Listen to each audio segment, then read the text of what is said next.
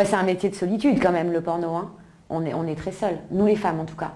Les gens, leur comportement peut changer. Tiens, moi je suis la nana, plein de potes se sont mariés, jamais été invitée au mariage. Parce que les petites copines, elles n'acceptent pas, la pote qui fait du porno, elles n'acceptent pas ma pensée un peu libre. Et si aujourd'hui dans la rue... Je cite, Fresh, ton média engagé pour l'inclusivité, qui fait tomber toutes les étiquettes, c'est écrit en majuscule. Notre raison d'être, cultiver les différences pour créer un monde plus ouvert. Bah, c'est un métier de solitude quand même, le porno. Hein. Je m'appelle Émilie, Lisa Del Sierra aussi, et donc dans la vie, je suis actrice porno. J'ai commencé très jeune, j'avais même pas 20 ans d'ailleurs. Comment j'ai découvert le sexe? Bah, en me touchant déjà, hein, je pense comme tout le monde. C'est-à-dire très jeune, Le conseil bien-être va arriver, soyez patient. Je suis touchée très tôt, j'étais complètement libre. J'ai pas commencé en me disant « Ah, je veux faire du X, voici mon CV, ma lettre de motivation ». Ça m'est un peu tombé dessus, j'ai fait une première fois, puis une deuxième fois, puis c'était parti. Ça m'est un peu tombé dessus, j'ai fait une première fois, puis une deuxième fois, puis c'était parti tout seul. Je me suis retrouvée à 25 ans aux États-Unis, à gagner plus de 1000 $ par jour, à traîner avec des gens que je voyais dans les magazines. Pour mes proches, ça a été quelque chose de bien pour moi. Parce qu'avant le porno, je ne prenais pas forcément soin de moi. Cite-moi une drogue, je l'ai essayé. Le X, j'ai appris à prendre soin de moi. Faire du sport, avoir les moyens de me cultiver aussi. L'envie de voir le monde et de... Enfin voilà quoi. J'étais... Voilà. Pour mes proches, ça a été... Voilà le bon conseil. Le bon conseil de la page Facebook de Fresh. Le site inclusif. Bien pour moi. Parce qu'avant le porno, je ne prenais pas forcément soin de moi. Cite-moi une... Si tu prends pas soin de toi, eh bien tu sors dans la rue et il y a le porno qui te tombe dessus. Voilà, si tu prends des drogues, tu sors dans la rue, eh bien il y a un tournage de film porno qui va te tomber dessus. Voilà le bon conseil de Fresh. Une drogue, je l'ai essayé. Le X, j'ai appris à prendre soin de moi. Faire du sport, avoir les moyens de me cultiver aussi. L'envie de voir le... T'aimes pas le sport? Eh ben sors dehors. Il y a un tournage qui va te tomber dessus. Après t'aimeras faire du sport. Monde et de... Enfin voilà quoi. Du sport, no. J'étais particulièrement heureuse, mais j'avais... Elle était particulièrement heureuse. 26 ans. Je venais de rencontrer quelqu'un, et c'était pas évident forcément, mais pas pour moi. Enfin moi je vais travailler, les choses sont très claires pour moi. Il pouvait pas, il supportait pas, enfin c'était pas possible. Le fait de me partager, c'était un... Mais pourquoi il t'a pas suivi? Il aurait fait du sport avec toi. Du sport en public. avec beaucoup de public. Inconcevable. Et j'avais envie de privilégier ma vie privée, quoi. J'ai arrêté le porno et je rentre à l'école quelques semaines plus tard. Mais j'étais contente de ma reconversion. Enfin, je suis aide-soignante. Il y a eu des situations compliquées. J'étais en stage en maladie infectieuse à Bordeaux. Et pendant un... Bon, pour les petites fouines que vous êtes, j'ai laissé le passage où elle dit qu'elle est dans la région de Bordeaux. Moi, je ne comprenais pas, on ne me demandait pas de descendre chercher les repas pour les patients. J'allais jamais chercher mes patients aux urgences. Chez mon maître de stage, je disais, je suis toujours enfermée dans le service, c'est relou. Je veux fumer, il m'envoyait fumer au local poubelle et tout. Et mon maître de stage est venu. Et là, il m'a avoué que depuis le premier jour, il savait exactement qui j'étais. Et il m'a dit, si tu sors jamais du service, c'est parce que tout l'hôpital sait que tu es là. Tous les brancardiers, tous les cuistots, tous les urgentistes. C'était une façon de te permettre de finir tes études calmement et dans les meilleures conditions possibles. Et je me suis dit, merde. Pendant ces 5 ans, j'avais mon compagnon et on s'amusait bien. Ah, je suis hypnotisé. Et vous aussi. Si vous êtes encore là, c'est que vous aussi, vous êtes hypnotisé par ce témoignage, on va dire. C'est devenu chaotique côté vie privée. Là, les raisons que j'ai d'y retourner, c'est vraiment ça me manque. Ça, quand...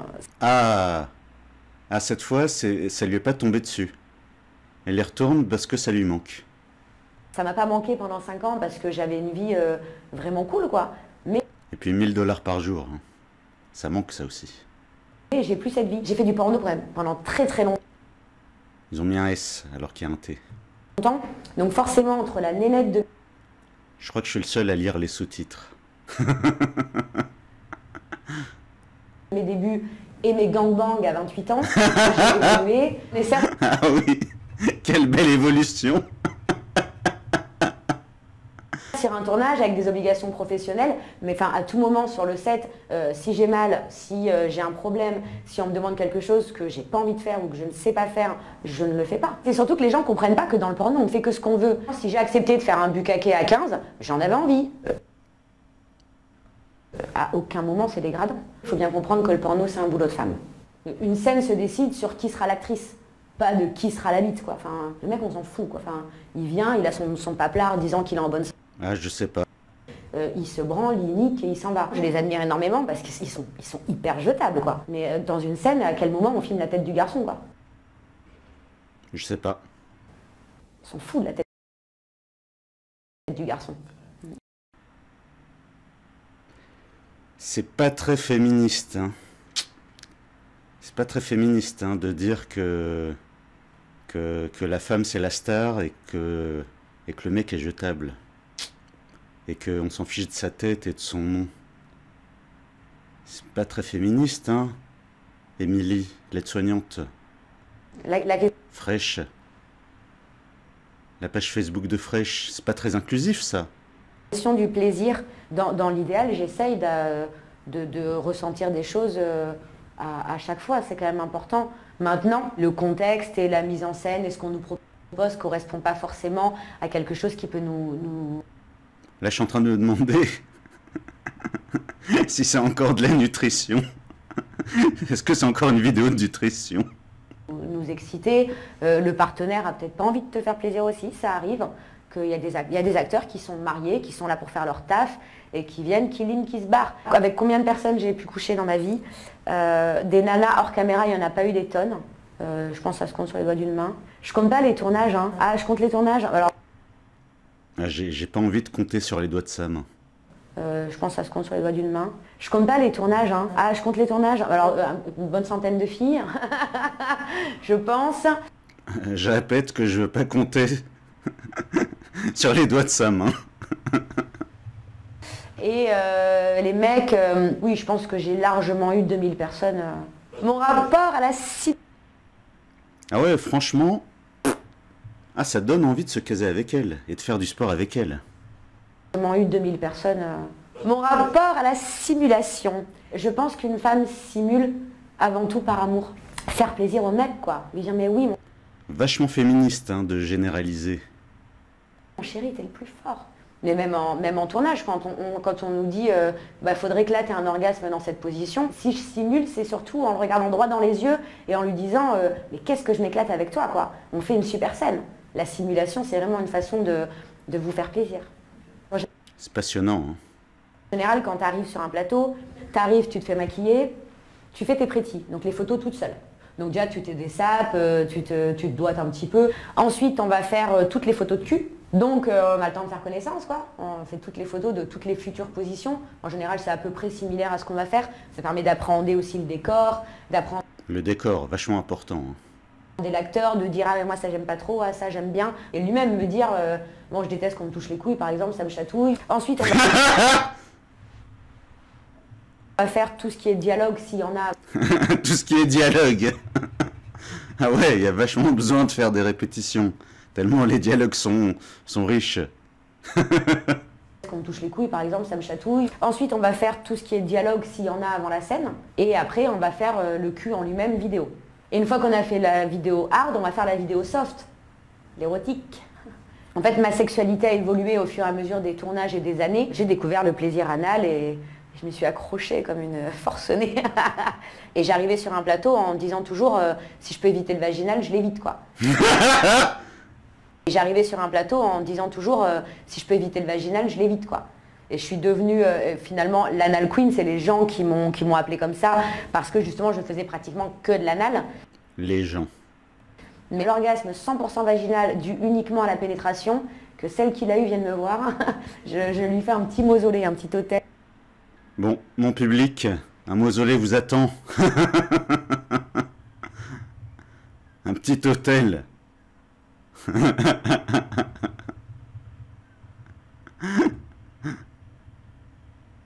appelle un sourdonneur à la maison. J'ai absolument pas peur de vieillir. Je pense pas que je ferai 10 ans de plus. Mon physique n'est plus le même, mes performances sont pas exactement les mêmes non plus. On attend de moi que je refasse des trucs un peu... Enfin, j'étais quand même l'anal queen. Faut travailler, quoi, tu vois. Ouais, c'est relou, ouais. Bah, c'est un métier de solitude, quand même, le porno. Hein. On est très seuls, nous les femmes, en tout cas. Les gens, leur comportement peut changer. Tiens, moi, je suis la nana, plein de potes se sont mariés, jamais été invitée au mariage. Parce que les petites copines, elles n'acceptent pas, la pote qui fait du porno, elles n'acceptent pas ma pensée un peu libre. Et si aujourd'hui dans la rue... Non. Ah bon? Non, ah bon? Une femme qui se marie un des jours les plus importants de sa vie, elle va inviter une femme connue pour ce genre de métier. Une femme connue tout court. Une femme connue tout court. Non. Alors ça, c'est étonnant, ça. Ah, alors là, ça, c'est étonnant. Hein. Une actrice porno, les gars en couple ont une copine qui veut pas voir cette femme lui voler la vedette le jour de son mariage. Étonnant. Tu t'arrêtes à côté de moi et tu me dis hey, tu fais quoi dans la vie? Je te répondrai que je suis aide-soignante. J'ai évité pratiquement du coup toute ma vie d'adulte d'aller à des concerts, d'aller à des soirées de crémaillère, d'aller, enfin tous ces trucs-là où je sais que je vais rencontrer des nouvelles personnes, même si je vais pour y voir aussi des amis, je l'évite. Parce qu'on a du mal justement à se construire une vie privée, on a du mal à avoir un cercle d'amis fiable. Ah, eh ben oui, à ton avis, pourquoi c'est payé 1000 $ par jour? Parce qu'après t'as plus de vie, tu peux plus avoir une vie normale. Et c'est quoi le rapport avec la nutrition? C'est que dans la vie, il n'y a rien de gratuit dans la vie, à part mes vidéos. Et encore, vous devez regarder des pubs. Dans la vie, il n'y a rien, il n'y a pas d'argent gratuit. Il n'y a pas d'argent gratuit dans la vie, les filles. Tu arrives dans une ville, on t'envoie un chauffeur à l'aéroport, tu arrives à l'hôtel, tu passes ta soirée toute seule, tu manges toute seule, tu dors toute seule. Le lendemain matin, il y a quelqu'un d'autre qui vient te chercher pour t'emmener sur le plateau. Tu fais ta scène, tu fais ton boulot. C'est à fond les ballons toute la journée. Et le soir, on te ramène à l'hôtel et tu vas manger toute seule, dormir toute seule, prendre ton petit déjeuner toute seule et repartir prendre ton avion toute seule. Ma peur, c'est de... Le rapport avec ma chaîne. Est-ce que elle aurait eu la même vie si elle avait pesé 50 kilos de plus? Bah non. Voilà le rapport avec ma chaîne. 1000 $ par jour. Prendre ton petit déjeuner toute seule et repartir prendre ton avion toute seule. Ma peur, c'est de finir seule. De ne pas avoir d'enfant, de ne pas avoir de compagnon. Ah, pourtant, c'est pas les occasions qui manquent. Ou de compagne. Passer 30 ans, quand tu te rends compte que finalement, t'as pas réussi à te faire une vie privée dont tu as besoin en fait. Parce que moi, je suis vraiment pas fabriquée pour être seule, quoi. Je pense que ma peur est là, ouais.